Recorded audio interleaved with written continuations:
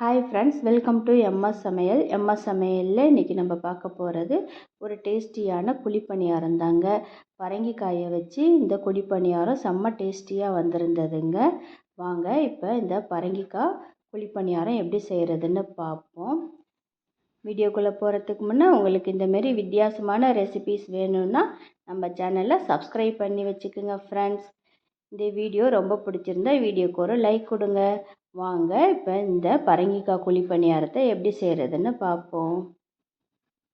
இப்போ பரங்கிக்காயை இதுமாரி நல்லா கட் பண்ணி வச்சுக்கோங்க. இப்போ இதில் கொஞ்சமாக தண்ணி விட்டுக்குங்க, ஏன்னா பரங்கிக்காயில் கொஞ்சம் தண்ணி வரும். அதனால் கொஞ்சமாக தண்ணி விட்டு இதை அப்படியே நல்லா நம்ம குக்கரில் ஒரு 2 விசில் வச்சு எடுத்துப்போம். இப்போ நல்லா வெந்துருச்சு பாருங்கள். இப்போ இந்த பரங்கிக்காயை அப்படியே சேர்த்துருங்க ஒரு பவுலில். இப்போ இதை அப்படியே நல்லா நைஸாக அப்படியே மசிச்சு விட்டுக்குங்க.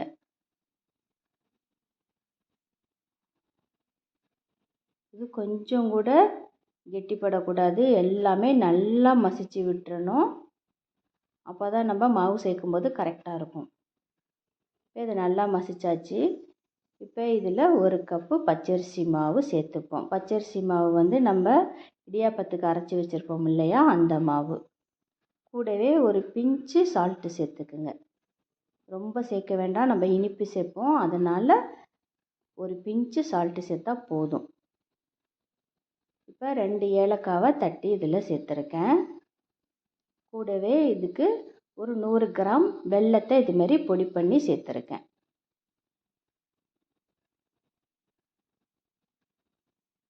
நீங்கள் மாவுக்கு தகுந்தாப்பில் இனிப்பை வந்து கூட சேர்த்துக்குங்க.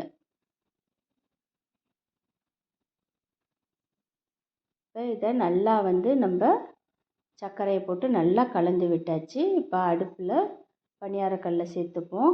பணியாரக்கல்லை சேர்த்து அதில் கொஞ்சம் எண்ணெய் விட்டுப்போம். இது நெய்யிலே செஞ்சாலும் ரொம்ப டேஸ்ட்டாக இருக்கும், ஆனால் நான் வந்து எண்ணெய் விட்டு தாங்க செஞ்சுருக்கேன்.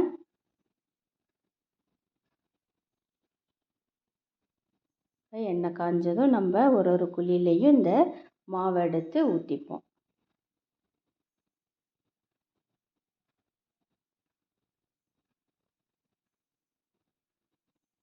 நான் வந்து பரங்கிக்காய் வந்து 1 பீஸ் பரங்கிக்காய் வச்சு தான் செஞ்சு காமிச்சிருக்கேன்.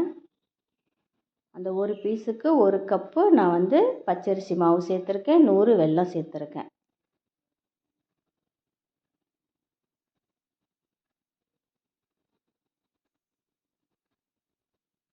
இப்போ வெந்ததும் இதை அப்படியே நல்லா திருப்பி விட்டுருவோம்.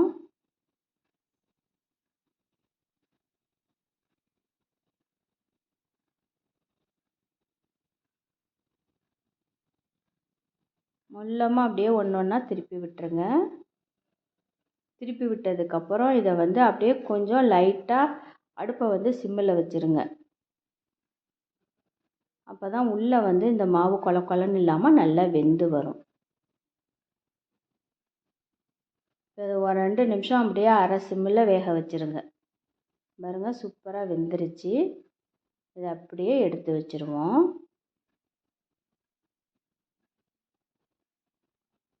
ஃபுல் தீயில எரிய விட்டோம்னா இது வந்து உள்ளே வந்து மாவு அப்படியே இருக்கும், வெளியில் தான் வெந்திருக்கும். அதனால மீடியம் சிம்மில் வச்சு இதை நல்லா 2 பக்கமும் வேக விட்டு எடுத்துக்குங்க. அவ்வளோதாங்க, சூப்பரான பணியாரம் வந்து ரெடி. நீங்களும் இதை ட்ரை பண்ணி பாருங்கள் ஃப்ரெண்ட்ஸ். தேங்க்யூ.